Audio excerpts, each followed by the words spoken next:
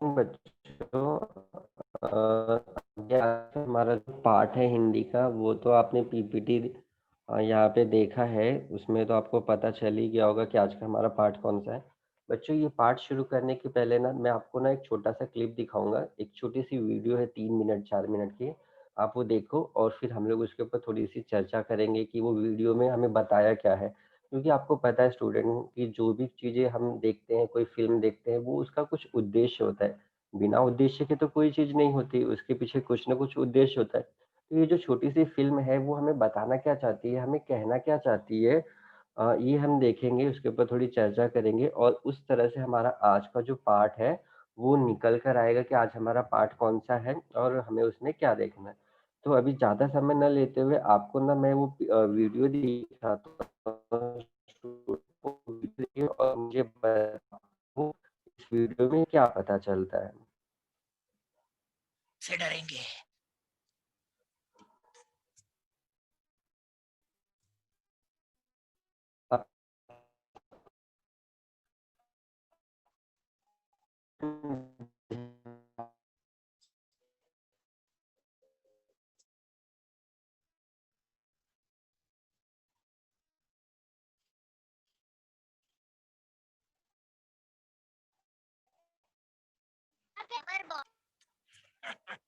वो बहुत बड़ा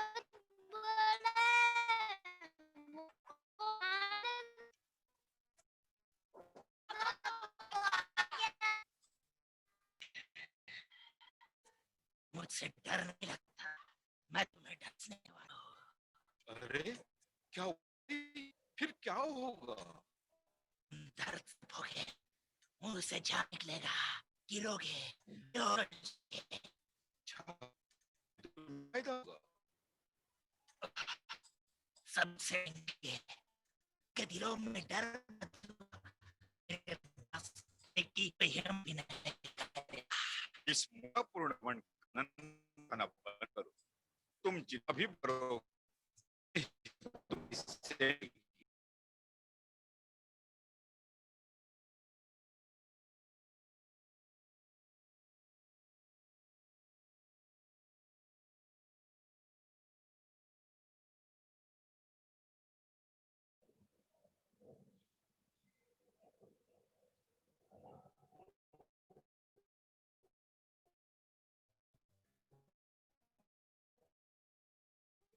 सभी चीजें जाती है और लौट कर वापिस आती है। अतः दुनिया को प्रेम दो और दुनिया से प्रेम लो। लोगों को डसना बंद करो। जिंदगी में खुद जियो और दूसरों को जीने दो। समझे? मैं सारी जिंदगी बुरा बना रहा, साधु ठीक ही कह रहा है। अब मुझे किसी को भी डसना नहीं चाहिए। अब मैं किसी को नहीं डसूंगा। अरे वो बड़ा काला सांप कहाँ है? वो हमें कई दिनों से दिखा नहीं, और मैं भगवान से यही प्रार्थना करूंगा कि भविष्य में भी कभी हमें उसके दर्शन तक न हो।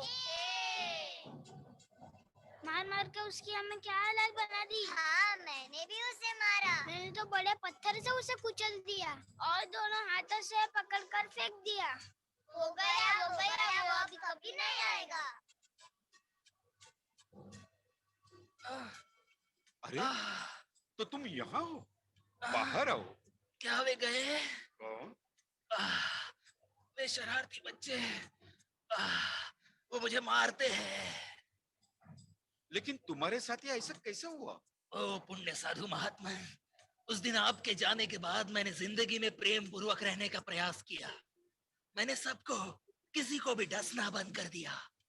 मेरे पास जो कुछ भी था उसी के सहारे गुजारा करना शुरू किया। कौन सा सांप फल खाता है, पर मैंने खाया। मेरा इरादा किसी को भी नुकसान पहुंचाना नहीं था। मैं उन बच्चों से दोस्ती करना चाहता था, मगर जब मैं उनके पास गया तो उन्होंने मुझ पे पत्थर बरसाए और मुझे बहुत मारा। मैंने चुपचाप सब कुछ सह लिया, यहाँ तक कि मैं फुटकारा भी नहीं। वक्त रहते मैंने अपने आप को अपने ही बिल में शरण लेके बचाया। दूसरों से प्रेम भाव रखने के बदले आपको क्या यही मिलता है? सूजी आंखें, ढेर सारे जख्म। मेरे प्रिय साथी, मैंने तुम्हें सिर्फ डसने को ना किया था, मगर मैंने तुम्हें पुकारने के लिए थोड़ी मना किया था।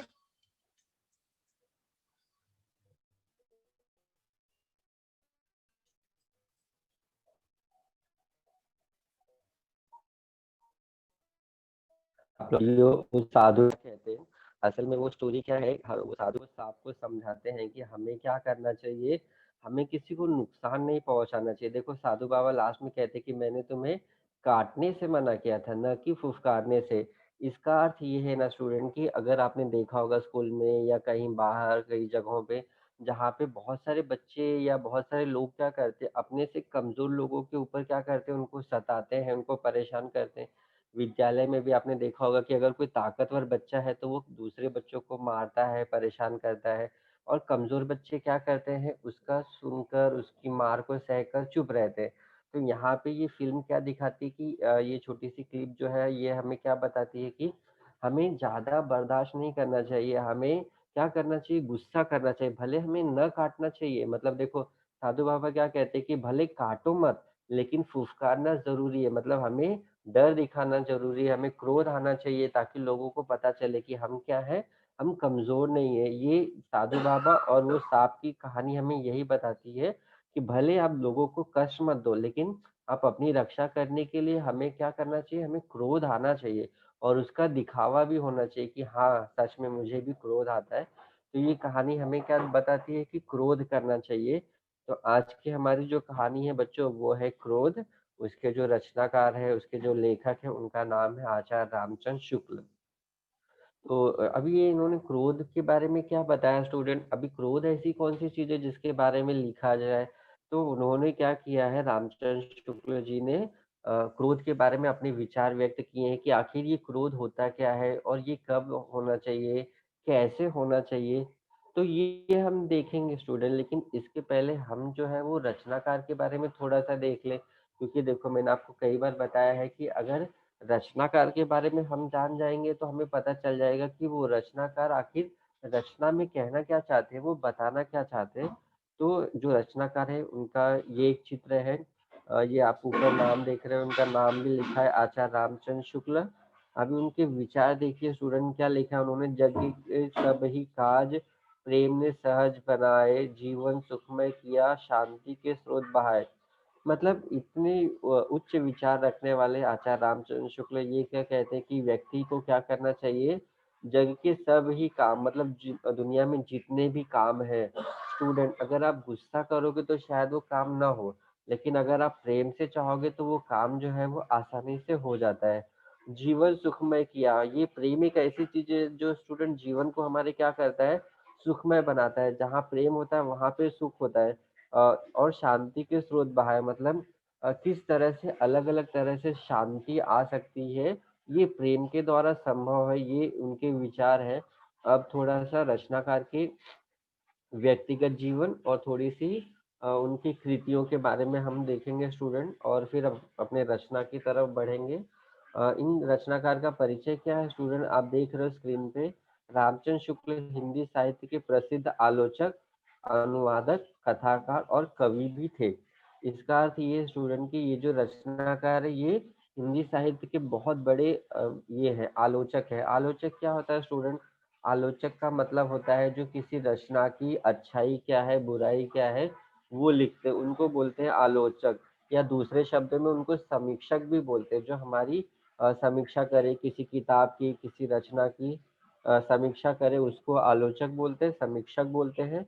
अनुवादक का अर्थ ये है स्टूडेंट की जो दूसरी भाषाओं की रचनाओं को दूसरी भाषा में अनुवाद करे। जैसे रामचंद्र शुक्ल हिंदी के बहुत बड़े रचनाकार हैं, उन्होंने कई कई भाषाओं की जो कृतियां हैं उसका हिंदी में अनुवाद किया है, आगे हम वो भी देखेंगे स्टूडेंट। कथाकार मतलब जो कहानियां वगैरह लिखते हैं, और कवि, कवि मतलब जो कविताएं लिखते हैं। तो इस तरह के व्यक्तित्व है, ये व्यक्तित्व है रामचंद्र शुक्ल जी। उन्होंने आलोचना की है, अनुवाद किया है, कथा मतलब कहानी भी लिखी है और कविताएं भी लिखी है। अगर इनके थोड़ी सी व्यक्तिगत जीवन के बारे में देख ले स्टूडेंट, तो इनका जन्म जो है वो 4 अक्टूबर 1884 को बस्ती, ये यूपी यूपी में है, वहां पर ये पैदा हुए थे। और मृत्यु जो है वो 2 फरवरी 1941 को भारत में ही हुई थी। इनके पिता का नाम चंद्रबली शुक्ल है, पत्नी का नाम सावित्री देवी, और इनका ये बच्चों के नाम है दुर्गावती शुक्ल, गोकुल चंद्र शुक्ल, केशव चंद्र शुक्ल, विद्या शुक्ल और कमला शुक्ल। ये इनके और व्यक्तिगत जीवन मतलब उनकी फैमिली, उनके बच्चे, उनकी पत्नी, उनका जन्म ये हुआ। थोड़ी-सी उनकी कृतियों के बारे में भी देख लेते हैं स्टूडेंट। शुक्ल जी की कृतियाँ मतलब उन्होंने कौन-कौन सी रचनाएँ की हैं। अगर हम देखेंगे ना स्टूडेंट तो इन्होंने बेसिकली 3 तरह की रचनाएँ की हैं। एक तो है ये आलोचनात्मक व्यंग ग्रंथ। आलोचनात्मक मतलब जिसमें आलोचना की गई है। मैंने अभी थोड़ी देर पहले आपको बताया, ये आलोचना क्या होती है, जब कोई कृति होती है उसमें अच्छाई क्या है, बुराई क्या है, इसके बारे में जब बताया जाता है स्टूडेंट, तो उसको बोलते हैं आलोचनात्मक कृति। अब इन्होंने सूरदास, सूर, तुलसीदास, जायसी, ये कौन है स्टूडेंट? ये पुराने जमाने के बहुत बड़े-बड़े कवि हैं। तो इनकी रचनाओं के ऊपर इन्होंने रामचंद्र शुक्ल जी ने आलोचना की है। काव्य में रहस्यवाद, काव्य में अभिव्यंजनावाद, रस मीमांसा आदि शुक्ल जी की आलोचनात्मक रचनाएं हैं। अभी स्टूडेंट आप इतने छोटे हो, अभी ये आपको नहीं पता चलेगा रहस्य क्या होता है। ये सारी चीजें जब आप बड़े होंगे, इसमें रस मीमांसा आप ये जान सकते हैं। रस क्या होता है स्टूडेंट? जब हम कोई कहानी वगैरह पढ़ते हैं तो स्टूडेंट उसमें रस होता है। रौद्र, वीर, श्रृंगार, क्रोध, घृणा, ये सारे रस होते हैं। तो ये इस तरह की रचनाओं पे इन्होंने आलोचना की है। अगला जो है वो स्टूडेंट वो निबंधात्मक जो ग्रंथ होते हैं, जो निबंध लिखे हैं रामचंद्र शुक्ल ने, इन्होंने बेसिकली चिंतामणि नामक ग्रंथ लिखा है जो 2 भागों में है। चिंतामणि भाग 1, चिंतामणि भाग 2। इसके अतिरिक्त शुक्ल जी ने कुछ अन्य निबंध भी लिखे हैं जिनमें मित्रता, अध्ययन आदि निबंध सामान्य विषयों पर लिखे गए निबंध है। मित्रता निबंध जीवनोपयोगी विषय पर लिखा गया उच्च कोटि का निबंध है। अभी जो मित्रता है स्टूडेंट, इसमें जीवन कैसे जीना चाहिए इसके बारे में शुक्ल जी ने लिखा है। ये सब निबंध है। निबंध क्या होता है स्टूडेंट, हमें पता है, जो नियमों में बंधा हो, जिसमें उसको निबंध बोला जाता है। जिसमें शुक्ल जी की लेखन शैली गत विशेषता झलकती है। मतलब जो उनकी विशेषता है ये शुक्ल जी की, वो उनकी रचनाओं में दिखता है। स्टूडेंट, ये विशेषता का अर्थ ये होता है कि हर एक रचनाकार की अपनी कुछ खासियत होती है। कोई रचनाकार इंग्लिश के शब्दों का इस्तेमाल करता है, कोई फारसी, कोई उर्दू, कोई संस्कृत। तो ये सब रचनाएं, उसकी भाषा शैली सरल होती है, शुद्ध होती है, मुहावरे, ये सब उसकी रचना की विशेषता होती है। ऐसी रचनाएं इन्होंने की हैं। रामचंद्र शुक्ल का जो सबसे प्रसिद्ध पुस्तक है विद्यार्थियों, क्योंकि आप बड़े होंगे, ग्रेजुएशन करेंगे तो वहां पर आपको पता चलेगा, रामचंद्र शुक्ल का सबसे प्रसिद्ध पुस्तक है वो है हिंदी साहित्य का इतिहास।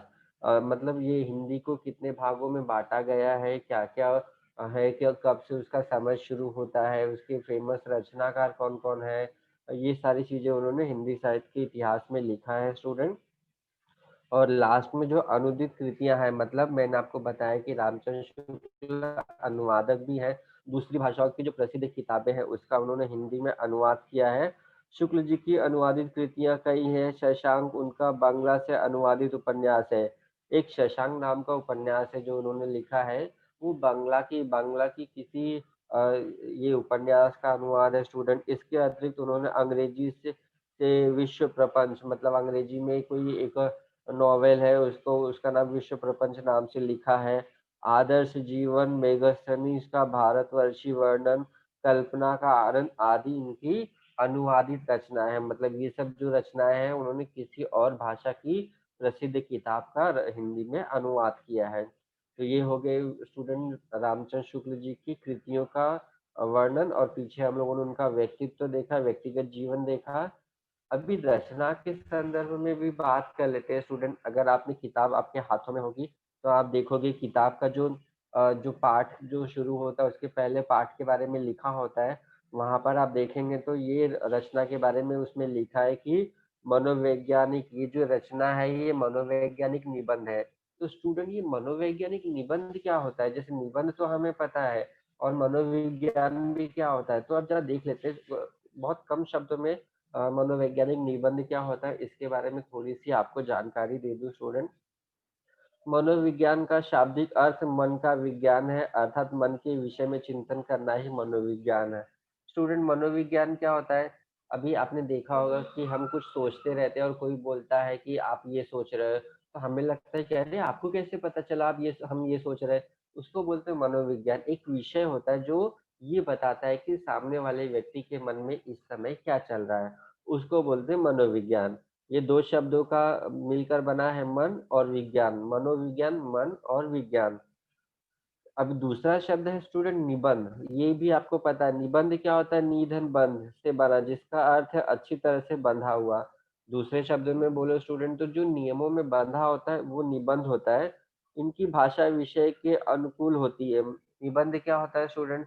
बहुत ही कठिन भाषा या बहुत ही सरल भाषा नहीं होती, वो भी एक नियमों में बंधी होती है। निबंध की सबसे अच्छी विशेषता ये होती है कि उसकी भाषा जो होती है वो बहुत ही सुदृढ़ होती है, मजबूत होती है, अच्छी होती है।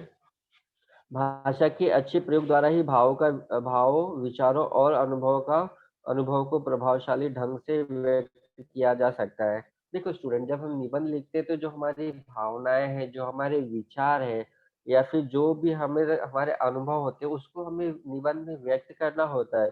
ये आप कैसे करोगे स्टूडेंट?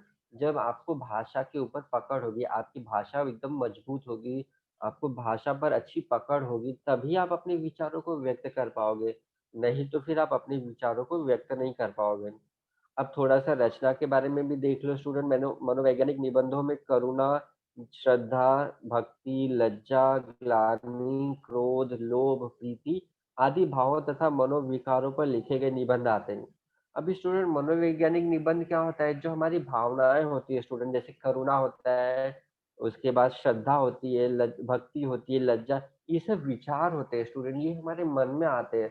तो जब इन सब विचारों को, जो हमारे मन में विचार आते हैं, जब इनके ऊपर निबंध लिखा जाता है स्टूडेंट, तो उसको बोलते हैं मनोवैज्ञानिक निबंध। ठीक है? क्रोध निबंध में उन्होंने सामाजिक जीवन में क्रोध का क्या महत्व है? देखो स्टूडेंट, हम एक सामाजिक प्राणी हैं। हम मनुष्य है, सामाजिक प्राणी है, समाज में रहते हैं। अगर हमें क्रोध नहीं आया स्टूडेंट, तो लोग हमें कमजोर समझेंगे। जैसा कि मैंने आपको एग्जांपल बताया कि हमारे विद्यालय में कुछ होते हैं बदमाश बच्चे जो कमजोरों को मारते हैं, सताते हैं, परेशान करते हैं, क्योंकि पता है कि उसको गुस्सा नहीं आएगा। अगर आएगा भी तो वो बर्दाश्त करके रह जाएगा। अगर आपको गुस्सा आता है, कोई बार-बार परेशान करता है, आप उसको एक बार परेशान कर दो, देखो दोबारा वो आपको परेशान ही नहीं करेगा। तो स्टूडेंट ये होता है। इस तरह रामचंद्र शुक्ल जी कहते हैं कि जो क्रोध निबंध में उन्होंने बताया कि सामाजिक जीवन में जहाँ हम समाज में रहते हैं वहाँ पे गुस्सा आना ज़रूरी है, नहीं तो आपको लोग कमज़ोर समझेंगे। क्रोधी की मानसिकता जैसे संबंधित पहलुओं का विश्लेषण किया है। जो क्रोधी होता है, जिसको क्रोध आता है, उसकी मानसिकता क्या होती है, उसके मन में क्या चल रहा होता है, ये इसका उन्होंने बहुत ही अच्छे से वर्णन जो है ये इस निबंध में किया है स्टूडेंट। अब आते हैं अपने पाठ की तरफ स्टूडेंट। जो हमारा पाठ है क्रोध, इसमें देखते हैं कि आचार्य रामचंद्र शुक्ल जी क्या कहना चाहते हैं। सामाजिक जीवन में क्रोध की जरूरत बराबर पड़ती है। रामचंद्र शुक्ल जी कहते हैं स्टूडेंट कि हम सामाजिक जीवन में रहते हैं तो वहाँ हमें क्रोध की जरूरत बार बार पड़ती है। अक्सर हमारे साथ कुछ गलत होता है, समाज में गलत होता है स्टूडेंट, तो हमें वहाँ क्रोध आता है। तो उसकी क्रोध आता है मतलब हमें क्रोध की जरूरत बार बार पड़ती ही पड़ती है। यदि क्रोध न हो तो मनुष्य दूसरों के द्वारा पहुंचाए जाने वाले बहुत से कष्टों की चिर निवृत्ति का उपाय ही न कर सके। चिर निवृत्ति का अर्थ होता है स्टूडेंट हमेशा से मुक्ति पाना। अभी रामचंद्र शुक्ल जी क्या कह रहे हैं कि यदि क्रोध न हो तो मनुष्य दूसरों के द्वारा पहुंचाए जाने वाले बहुत से कष्टों की चिर निवृत्ति का उपाय ही न कर सके। इसका अर्थ ये है स्टूडेंट कि अगर कोई व्यक्ति आपको बार बार परेशान करता है, बार बार, और आप गुस्सा नहीं आता, तो वो व्यक्ति आपको हमेशा परेशान करेगा और आपको कभी उस समस्या से मुक्ति नहीं मिलेगी स्टूडेंट, जब तक कि आपको गुस्सा ना आए।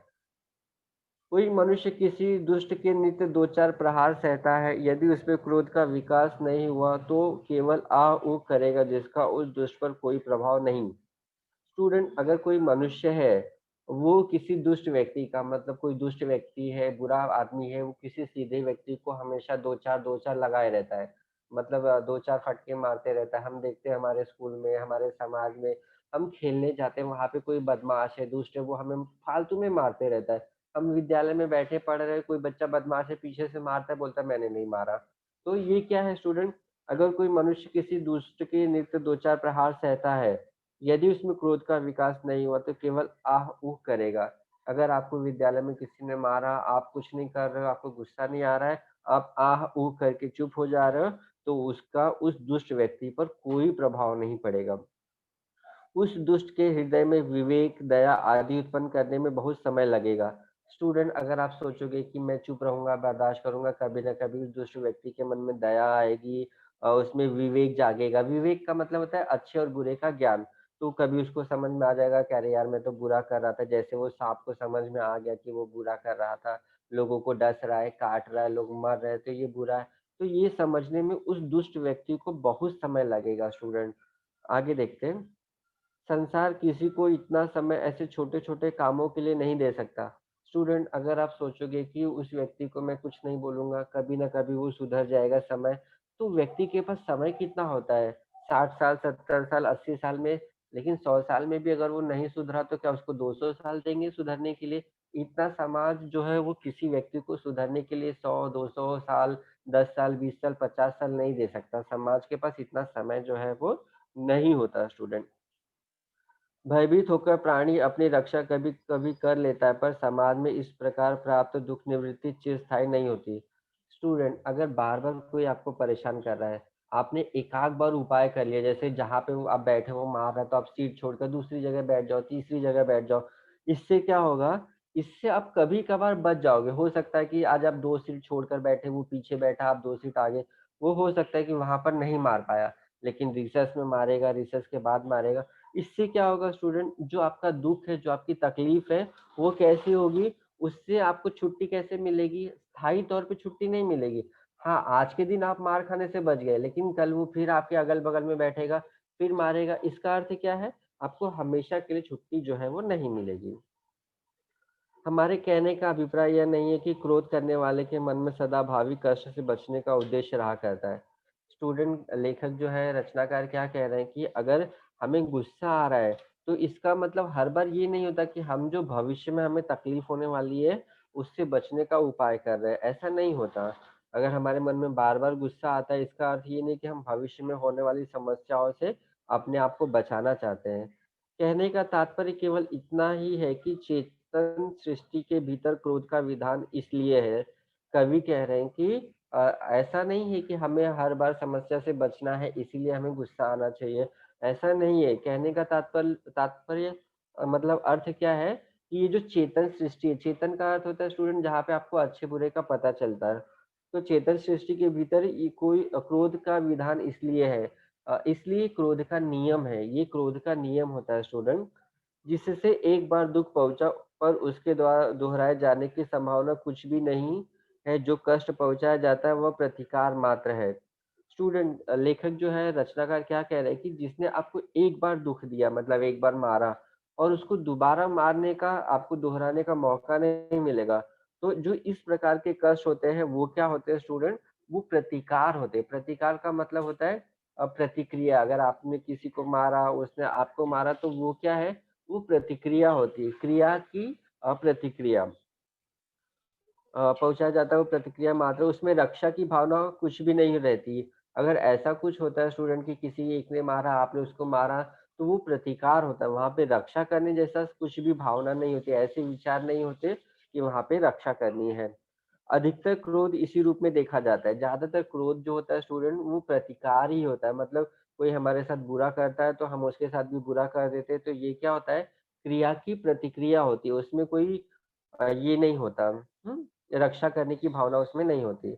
एक छोटा-सा उदाहरण दिया है स्टूडेंट, देख लेते हैं।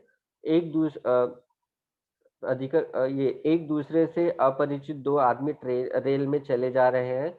उनमें से एक को आगे ही के स्टेशन पर उतरना है। स्टेशन तक पहुँचते-पहुँचते बात ही बात में एक ने दूसरे को एक तमाचा जड़ दिया और उतरने की तैयारी करने लगा। अभी स्टूडेंट, ये जो क्रिया होती है, प्रतिक्रिया, उसका लेखक ने उदाहरण दिया है कि समझो हम ट्रेन में सफ़र कर रहे हैं, 2 अपरिचित लोग हैं। उनमें क्या हुआ, दोनों में किसी बात को लेकर थोड़ी-सी झगड़ा हो गया, और स्टेशन पर पहुँचते-पहुँचते एक व्यक्ति ने दूसरे व्यक्ति को तमाचा जड़ दिया और अगले स्टेशन पर उस व्यक्ति को उतरना है, तो वो उतरने की तैयारी करने लगा तमाचा जड़ने के बाद। अभी अब दूसरा मनुष्य भी यदि उतरते-उतरते उसे एक तमाचा लगा दे, तो यह उसका बदला या प्रतिकार ही कहा जाएगा। अभी स्टूडेंट जिसको उतरना है अगले स्टेशन पर, अगर उतरते उतरते जिसको इसने मारा था, उतरते उतरते उसने उसको भी एक तमाचा जड़ दिया, तो ये क्या होता है स्टूडेंट, ये रक्षा करने जैसा नहीं होता। ये क्या होता है, ये सिर्फ और सिर्फ शुद्ध प्रतिकार होता है, शुद्ध बदला होता है, क्रिया की प्रतिक्रिया बोल सकते हैं इसको। क्योंकि उसे फिर उस व्यक्ति से तमाचे खाने को कुछ भी निश्चय नहीं होता। स्टूडेंट वो व्यक्ति ने तमाचा क्यों मारा, क्योंकि उसको पता है कि अगले स्टेशन पर ये उतरने वाला है, वापस तो कभी मुलाकात होगी नहीं, तो इसने मुझे तमाचा मारा, मैं इसको तमाचा रिटर्न कर दूं। तो ये क्या हुआ स्टूडेंट, ये प्रतिक्रिया हुई, ये क्रिया की प्रतिक्रिया हुई। उसमें स्वरक्षा की भावना भी मिली होगी। यहाँ शुद्ध प्रतिकार न होगा, उसमें स्वरक्षा की भावना भी मिली होगी। अभी स्टूडेंट यहाँ पे सॉरी, एक लाइन छूट गया स्टूडेंट। निश्चय नहीं था, जहाँ और दुख पहुंचने की कुछ भी संभावना होगी, वहां शुद्ध प्रतिकार न होगा, उसमें स्वरक्षा की भावना भी मिली होगी। जहाँ स्टूडेंट दुख पहुंचने की कोई संभावना होती, जैसे अगर मैंने इसको मारा तो कल फिर ये मुझे मारेगा, परसों मैं मारूंगा, तो वहां पे स्वरक्षा की भावना होती है स्टूडेंट। तो वहां पे ये प्रतिकार नहीं होता, बल्कि वहां पे स्वरक्षा की भावना काम करती है। उसका उदाहरण भी नीचे लेखक ने दिया है स्टूडेंट, देखो।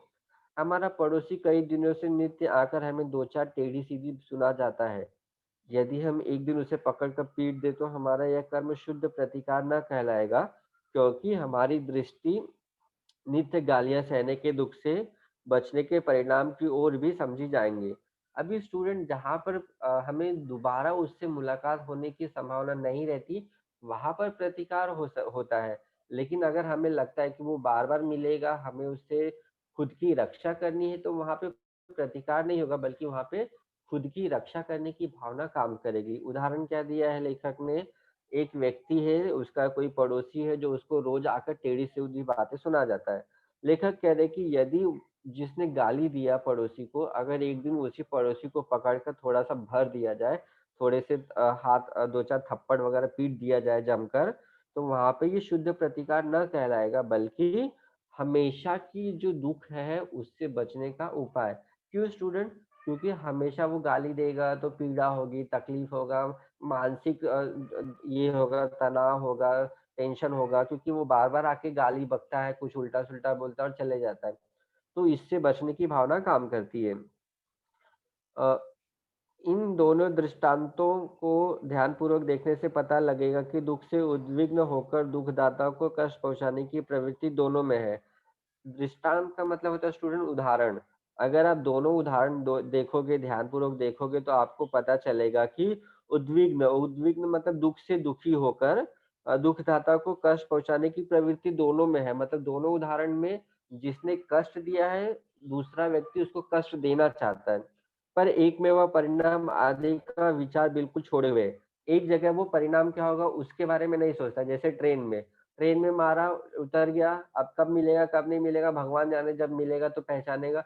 तो एक में क्या होता है स्टूडेंट, कष्ट तो दोनों में पहुंचाया जाता है, लेकिन एक में परिणाम की चिंता नहीं है, और दूसरे में कुछ लिए हुए, दूसरे में उसको परिणाम की चिंता है। अगर पड़ोसी है, आज मैंने इसको मारा, कल ये फिर मुझे मारेगा, परसों में, तो वहां पे परिणाम की चिंता थोड़ी सी रहती है। इनमें से पहले दृष्टांत का क्रोध उपयोगी नहीं दिखाई पड़ता।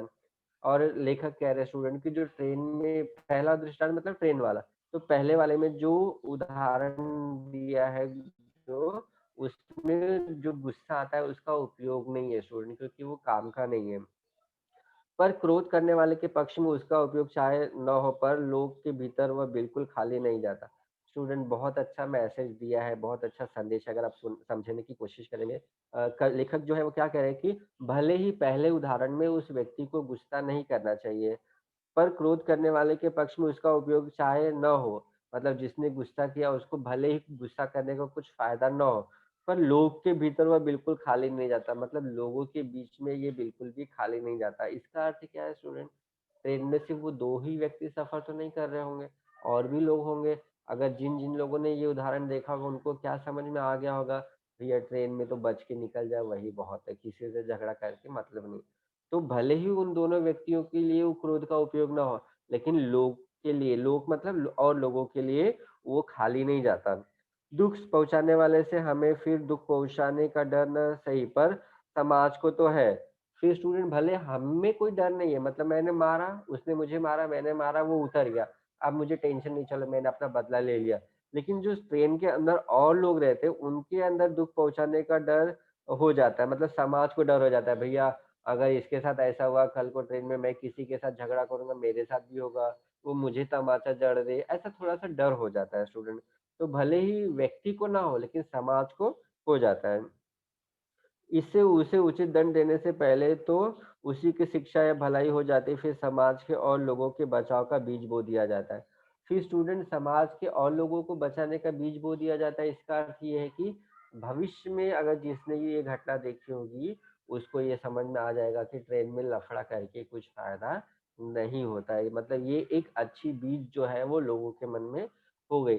स्टूडेंट हम नॉर्मली देखते हैं किसी के साथ कुछ घटना होती है तो हमें डर लगता है ना, अरे भैया अपने साथ ऐसा ना हो जाए, इसलिए हम लोगों को भी बच के रहना चाहिए। यहाँ पर भी वही बात है कि क्रोध के समय लोगों के मन में लोक कल्याण की यह व्यापक भावना सदा नहीं रहा करती। स्टूडेंट कई बार जब 2 लोगों के बीच में ऐसा कुछ होता है तो वो लोग ये नहीं सोचते कि इससे समाज को क्या मैसेज जाएगा, समाज को क्या संदेश जाएगा। उनके मन में ये भावना जो है वो नहीं होती। अधिकतर तो ऐसा क्रोध प्रतिकार के रूप में ही होता है। लेकिन दूसरी तरफ देखें तो ये जो इस तरह के 2 लोगों के बीच में क्रोध होता है, गुस्सा होता है, वो एक दूसरे की क्रिया की प्रतिक्रिया स्वरूप ही दिखाई देता है। तो इस तरह स्टूडेंट ये हमारा चैप्टर ये हुआ आज का, ये मतलब गद्यांश जो है वो समाप्त हुआ। आप पढ़ेंगे स्टूडेंट तो आपको कुछ शब्दों की डिफ़िकल्टी ना हो, कठिनाई ना हो, परेशानी ना हो, उसके लिए ये आपको शब्दार्थ दिए हैं मैंने थोड़े से, ये भी थोड़े से शब्दार्थ हैं। आप वो पढ़ेंगे तो आपको पढ़ते समय कुछ परेशानी ना हो, कठिनाई ना हो। और ये फिर धन्यवाद स्टूडेंट। तो स्टूडेंट आते हैं वापस अपने इस तरफ।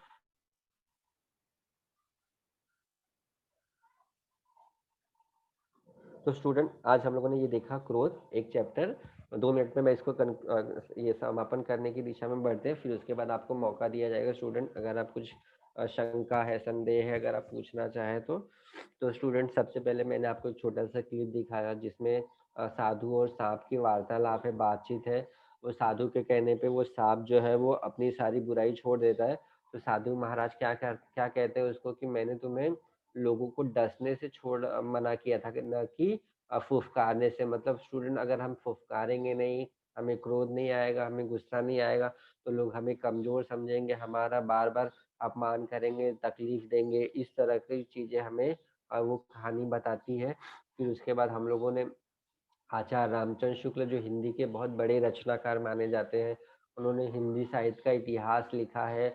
और उसके बाद फिर उनकी रचनाओं के बारे में हमने देखा कि किस तरह उन्होंने अनुवादित रचनाएं की हैं, उसके बाद आलोचनात्मक किया है, और उन्होंने मनोवैज्ञानिक निबंध भी लिखे हैं। और फिर ये सब हमने देखा स्टूडेंट।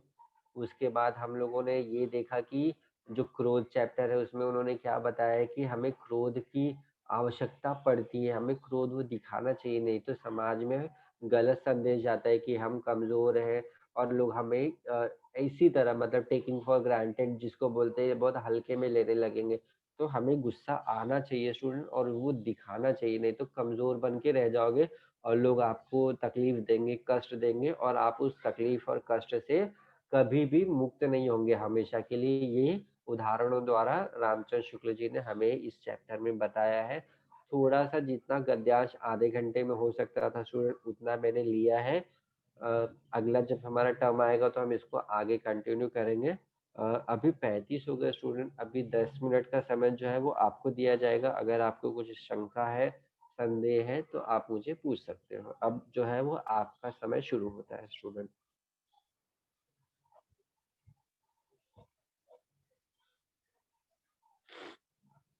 स्टूडेंट मैं ना अपने good morning sir. Good morning बोलो। सर मान लीजिए हमें कोई परेशान कर रहा है, लेकिन अगर वो हमसे बड़ा हो या हमसे शक्तिशाली हो तो हम उससे कैसे लड़ेंगे? देखो विद्यार्थी, अगर कोई हमें बार बार परेशान करता है और वो हमसे बहुत ताकतवर है, लेकिन अगर आप उसकी प्रतिक्रिया नहीं दोगे तो फिर वो आपको परेशान करेगा। स्टूडेंट आप म्यूट करो प्लीज, म्यूट करो अपने आप को। मोहित अपने आप को मोहित, मैं आपको ना सिर्फ 2 छोटे से एग्जांपल देना चाहता हूँ। अगर कभी कोई मुर्गी अपने बच्चों के साथ ऐसे घूम रही है और आप उसके बगल से जाओ, भले आप उसको टच नहीं करते हो, छूते नहीं हो, फिर भी उसको लगता है और वो आपके ऊपर हमला कर देती है। उसको पता है कि आप उससे ज़्यादा ताकतवर है, लेकिन प्रतिक्रिया तो वो देती है ना, उसको लगता है कि उसके बच्चों को कोई नुकसान ना पहुँचाए, तो इसके लिए वो क्या करती है, उसको पता है कि मनुष्य उससे ज़्यादा ताकतवर है, फिर भी वो प्रतिक्रिया तो देती है। अगर आपको कोई परेशान कर रहा है, आपसे ज़्यादा ताकतवर है, एक बार तो आप उसको प्रतिक्रिया दो, जोर का चमाटा मारो, देखो दूसरे दिन वो आपको परेशान ही नहीं करेगा। तो भले ताकतवर है, ठीक है, लेकिन हमें प्रतिक्रिया अगर नहीं देंगे तो फिर मार खाने के लिए रेडी रहो, हमेशा मार खाते रहो। अगर आपको मार खाने से हमेशा के लिए बचना है तो आपको प्रतिक्रिया तो देनी पड़ेगी स्टूडेंट। आगे स्टूडेंट और किसी के प्रश्न?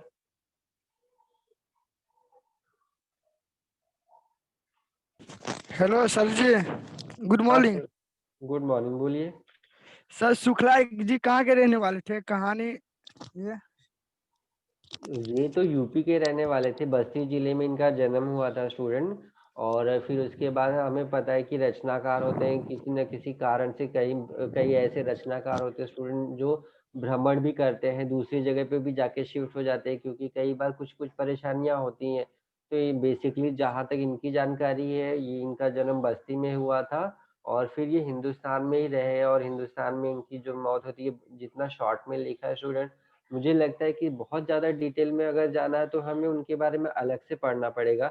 ये तो जस्ट आपको जानकारी के लिए कि ये हिंदी के बड़े रचनाकार, इनका जन्म, उनका व्यक्तिगत जीवन और कृतित्व, ये मैंने बहुत ही थोड़े में शब्दों में आपके सामने पेश किया था। मतलब यूपी के रहने वाले थे, है जी, ना? जी, जी। थैंक यू सर स्टूडेंट, जी। बहुत सारे रचनाकार जो बड़े-बड़े हैं वो यूपी, बिहार ऐसे करके, ये यूपी के तो बहुत सारे रचनाकार हैं।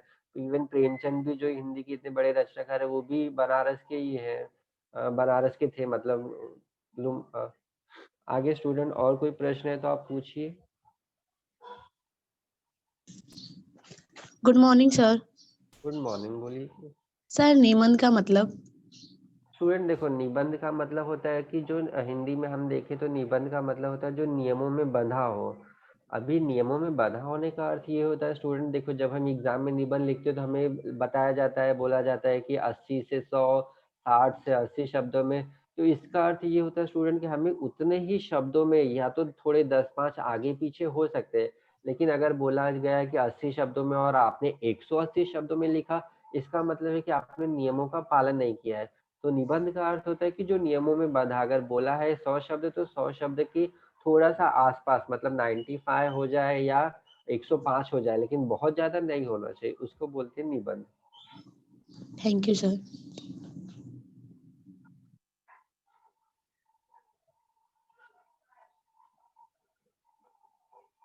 और किसी के प्रश्न?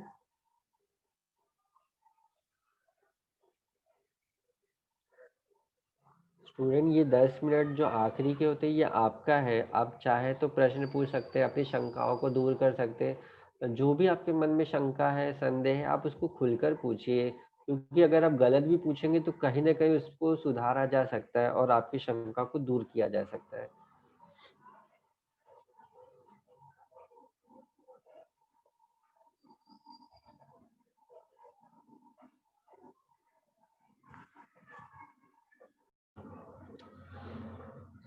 तो स्टूडेंट, अगर आपके प्रश्न नहीं है तो फिर हम लोग इसको ये करते हैं, समापन करते हैं। एक छोटा सा, कुछ बच्चे अगर बाद में जुड़े होंगे तो सिर्फ उनके लिए सिर्फ इतना ही कहना है कि ये जो क्रोध जो चैप्टर है, ये एक मनोवैज्ञानिक निबंध है, मतलब हमारे मन में क्या चलता है, ये इस चीज को बताया गया। सबसे पहले तो वो स्टोरी जो आपको हमेशा याद रखनी है स्टूडेंट, कि हमें बुरा नहीं करना है किसी का, लेकिन अपने ऊपर होने वाले अत्याचार को भी सहेंगे तो लोग हमारे ऊपर और अत्याचार करेंगे। तो पहली बात तो वो फिल्म जो छोटी सी क्लिप थी ये बताती कि हमें अपना विरोध दर्ज करना है, विरोध दिखाना है लोगों को। ये हम लोगों ने देखा स्टूडेंट, भले हम काटे ना, लोगों को नुकसान ना पहुंचाए, लेकिन अगर कोई हमें नुकसान पहुंचा रहा है तो हमें उसका प्रतिकार, हमें उसका बदला, हमें उसको बदलना है, ये कोशिश करनी है। फिर हम लोगों ने स्टूडेंट देखा कि हिंदी के एक रचनाकार है आचार्य रामचंद्र शुक्ल, जिनकी सबसे महत्वपूर्ण कृति है हिंदी साहित्य का इतिहास। अगर आप बड़े होंगे, कॉलेज में जाएंगे तो आपको पता चलेगा कि उनका व्यक्तित्व क्या था, उनके परिवार, उनकी फैमिली, उनका जन्म, ये हमने देखा। उसके बाद उनका कृतित्व क्या था, उन्होंने 3 तरह की रचनाएं की हैं, अनुवादित है, समीक्षात्मक है, और उसके बाद ये मनोवैज्ञानिक जो हम लोगों ने देखा इस तरह की रचनाएं उन्होंने की है। उसके बाद स्टूडेंट हम लोगों ने रचना के बारे में आज पता चला कि जैसे हमने कहानी देखा, कविता देखा, उपन्यास देखा, नाटक देखा, एकांकी देखा, संस्मरण देखा, रेखा चित्र, ये सब हिंदी की विधाएं हैं। वैसे ही एक मनोवैज्ञानिक निबंध भी होता है जिसमें हमारे मन में क्या चल रहा होता है, ये सारी चीजें क्रोध, घृणा, प्यार, ये सारी चीजें उसमें बताई गई है। ऐसा भी निबंध होता है। फिर हमने एक क्रोध नाम का पाठ देखा जिसमें लेखक ये बताना चाहते हैं कि हमें क्रोध करना चाहिए। अगर हमें कोई तकलीफ देता है और हम उससे बचना चाहते हैं तो हमें क्रोध करना है, क्रोध दिखाना है, अपनी प्रतिक्रिया देनी है। नहीं तो फिर आप जो सामने वाला व्यक्ति आपको तकलीफें देगा, आपको वो तकलीफें बर्दाश्त करनी है। भले ही आप उसका ताकतवर है, कमज़ोर है, लेकिन आप प्रतिक्रिया देंगे तो शायद उसके मन में भी डर पैदा हो। ये बात को लेखक ने 2 उदाहरणों के द्वारा दर्शाया है, बताया है। एक वो ट्रेन वाली घटना जहाँ पे वहाँ पे वापस मुलाकात का डर नहीं होता है, इसलिए एक ने मारा तो दूसरे ने उतरते-उतरते उसको जड़ दिया। वहाँ पे सिर्फ़ प्रतिकार है, शुद्ध प्रतिकार। लेकिन अगर हमें लगता है कि वो स्वरक्षा, खुद की रक्षा की भावना है, जो पड़ोसी द्वारा बार-बार तकलीफ दी जाती है, तो वहाँ पे लेखक क्या करता है, वहाँ खुद की रक्षा की भावना है। और इन सब के पीछे एक उद्देश्य लोक कल्याण की भावना भी होती है स्टूडेंट। अगर 2 लोगों के बीच में ट्रेन में झगड़े हो रहे हैं तो पूरी ट्रेन के लोगों को समझ में आता है कि आज इसके साथ हुआ है, कल मेरे साथ भी हो सकता है, इसलिए अपना काम 24 घंटे का सफर बच के निकल जाए, ये सारी चीजें हमें बताई है। फाइनली मुझे सिर्फ ये कहना है स्टूडेंट की लाइफ बहुत बड़ी है, जीवन बहुत बड़ा है। अगर आपको कोई तकलीफ दे रहा है, आप बर्दाश्त करोगे तो बर्दाश्त करने के लिए आप बर्दाश्त करो। लेकिन अगर आप चाहते हो कि हमेशा के लिए उस तकलीफ से मुक्ति मिले, तो आपको प्रतिकार करना पड़ेगा स्टूडेंट, आपको विरोध करना पड़ेगा, या फिर आप कमज़ोर बनकर बैठे रहो। और स्टूडेंट लास्ट में मुझे एक ही शब्द कहना है, जो मरी हुई मछली होती है वो पानी के बहाव की तरफ बहती है, लेकिन जो जिंदा मछली होती है स्टूडेंट वो पानी के बहाव के विपरीत बहती है। तो अगर आप जिंदा हैं तो विरोध करिए, प्रतिरोध करिए, उसका ये मुकाबला करिए। अगर आपके सामने ताकतवर भी है तो भी आप उसको बताइए कि तू ताकतवर है लेकिन मैं भी कमजोर नहीं हूँ, अपनी रक्षा तो मैं कर सकता हूँ। अगर नहीं कर सकते तो तकलीफें झेलने के लिए तैयार रहिएगा। Thank you student.